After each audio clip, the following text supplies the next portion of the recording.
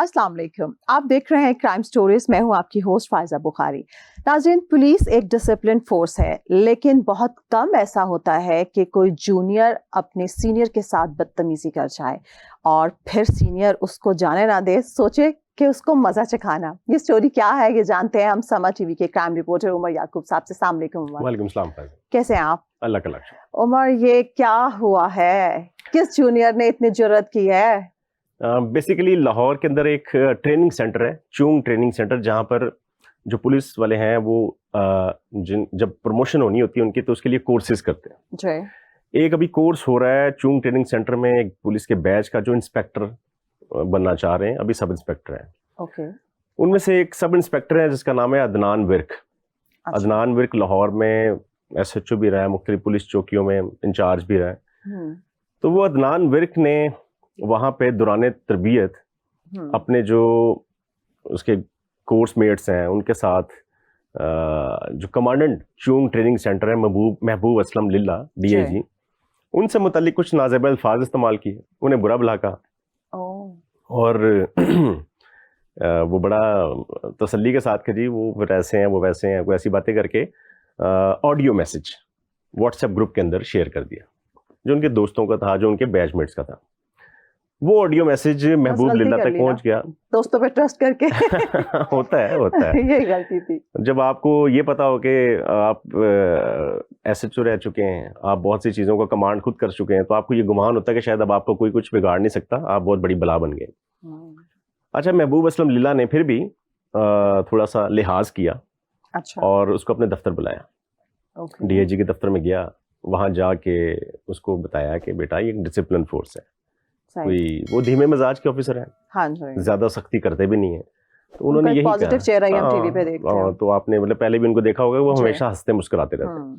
उन्होंने उसको समझाया कि चलो एक दफा गलती होगी तो दोबारा ऐसा करने की जरूरत नहीं है, बड़ी बात है। हाँ, वार्निंग दे के उसको भेज दिया। सही। अब अदनान साहब सीना चौड़ा करके उनके दफ्तर से बाहर निकले। अच्छा। बाहर निकल के दोबारा अपने कोर्समेट्स के पास आए और आके कहते हैं देखा मैंने तुम्हें कहा था ना, क्या कर लिया मेरा। ना करें। मतलब इस पे उनको शर्मिंदा होना चाहिए था या दिल में शुक्र अदा करना चाहिए था कि जान बच गई, अल्हम्दुलिल्लाह बचत हो गई। भाई तो वो सीनियर कुछ भी कर सकता है, डेफिनेटली वो DIG और अब आपके पास सबूत भी पड़े हुए हैं वॉइस नोट की सूरत में। आप समझें कि वो कमांडेंट है चूंग ट्रेनिंग सेंटर का, जहां पर तकरीबन कोई 2-2.5 हज़ार लोग हर वक्त ट्रेनिंग कर रहे होते हैं। तो वहां पर आप एक कमांडेंट के बारे में बात कर रहे हैं, फिर वो आपको माफी भी दे रहा है, वार्निंग दे के कि भाई अब दोबारा ऐसा ना करना, गलती हो जाती है।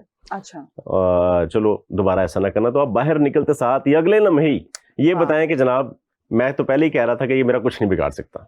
अच्छा, महबूब लिल्ला साहब ने फिर क्या किया, उन्होंने उनके एक बड़े करीबी दोस्त हैं जो कि इस वक्त लाहौर क्या पूरे पंजाब बल्कि पाकिस्तान के अंदर खौफ की अलामत बना हुआ है एक महकमा जिसका नाम है CCD की वो एडिशनल IG हैं, सुहेल जफर चट्ठा साहब को उन्होंने बताया कि ये एक है जो यहाँ पर ट्रेनिंग कर रहा है सब इंस्पेक्टर, और इसने ये इस तरह की हरकत की है, तो इसको ज़रा थोड़ा सा सबक सिखाएं। कहानी मज़ेदार हो गई है।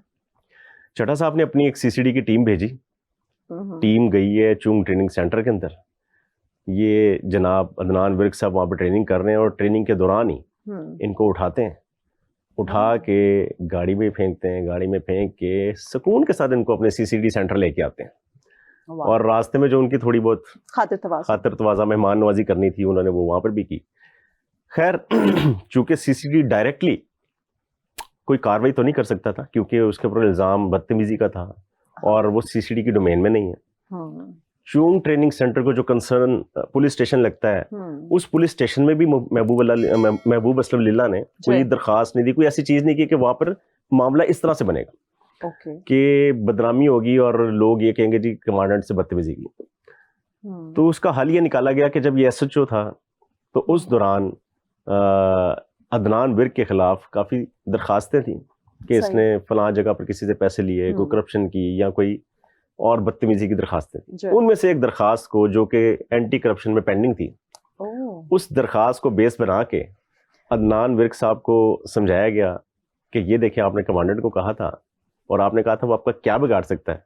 हाँ। तो आपको बताते हैं कि क्या बिगाड़ सकता है। अच्छा। अदनान विर्क के खिलाफ एंटी करप्शन में मुकदमा दर्ज हुआ, गिरफ्तारी डली عدالت پیش کیا, اچھا 4 دن کا ریمانڈ ہے, اور ریمانڈ میں بدنان ورک سے نہ صرف وہ پیسے جو کہ 2024 میں اس پر الزام تھا کوئی 23 لاکھ روپے کا, 23 یا غالباً 27 لاکھ روپے کا, اس الزام کی تحقیقات بھی چل رہی ہیں, اور ساتھ ساتھ اس کو سکھایا بھی جا رہا ہے کہ ڈسپلن فورس میں کیسے رہا جاتا ہے. تو کیا مطلب جو آپ نے کہا کہ انہوں نے اپنے پاس جو ریلیونٹ تھانہ تھا اس میں نہیں کوئی ایف آئی آر درج کروائی, وہ خود سے نہیں ایکشن لے سکتے؟ وہ اس کے ہیڈ ہیں. ہاں, وہ محکمہ کاروائی ضرور کر سکتے دیکھیں اس کے بعد تو سب لوگ وہ مطلب ایک کو دیکھ کے وہ کہتے ہیں نا خربوزے کو دیکھ کے خربوزہ رنگ پکڑتا ہے, تو وہ والی بات ہے, سب لوگ ہی کہیں گے سینہ تان کے آ جائیں گے, ہم بھی کر سکتے ہیں کچھ بھی. سب ایسا کریں گے, مطلب سوچیں گے ضرور کہ کر سکتے ہیں, لیکن اس طرح کا ریئیکشن وہاں پر پہلے کسی کے ساتھ نہیں ہوا. زیادہ سے زیادہ للہ صاحب نے کیا کرنا تھا, اس کے جو ریکارڈ ہے یا اس کا آگے فردر جو اس کی بننی ہے جو ڈاکومنٹیشن ہے, اس کے اندر وہ لکھ سکتے تھے کہ محکمانہ جو ڈسپلن ہے اس کو اس نے فالو نہیں کیا, بدتمیزی کی ہے, اس کو مطلب اس کا ریکارڈ خراب ہو سکتا تھا. لیکن یہ مقدمہ درج کا مطلب ہے کہ ہی از ڈسمسڈ, اور اس کو محکمہ پولیس کا حصہ وہ رہنے نہیں دیں گے, اب نہیں رہیں گے. ہاں, بس پھر ٹھیک. اور یہ ایک ایسا مطلب وہ مثال بنائیں گے باقی سب کے لیے کہ سب کو آئیڈیا ہو جائے کہ دوبارہ کسی سینئر کے ساتھ اس طرح سے بدتمیزی نہیں کرنی کہ بعد میں آپ بھگت نہ سکو یا برداشت نہ کر سکو, اور جو آپ خود سوچ کے بیٹھے ہیں اپنے ذہن کے اندر کہ آپ بہت بڑی بلا ہو, بہت بڑے 30 مار کھاؤ, تو اگر ترم خان کو پھر سبق اس طرح سکھایا جاتا ہے.